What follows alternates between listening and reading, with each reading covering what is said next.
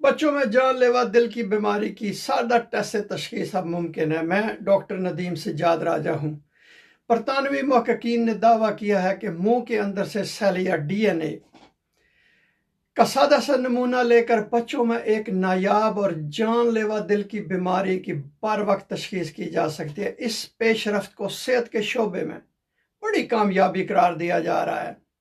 यह टेस्ट गाल के अंदरूनी हिस्से से थूक पर मबनी नमूना लेकर किया जाता है, जिसके ज़रिए जनियाती अमराज का पता बआसानी लगाया जा सकता है। माहिरीन के मुताबिक इस तरीक़ाकार से ख़तरे में मुब्तला नौजवानों में अलामात ज़ाहिर होने से पहले ही बीमारी की निशानदेही मुमकिन है।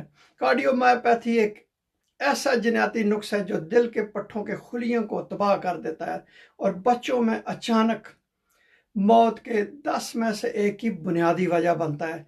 Saint George University of London के मुहक्किकीन का कहना है कि ये टेस्ट मुकम्मल तौर पर बेज़रर, गैर तकलीफ दे और जिस्म में किसी आले के इस्तेमाल किए बगैर किया जा सकता है।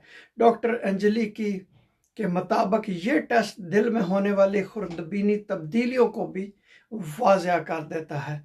बहुत शुक्रिया ये वीडियो देखने का।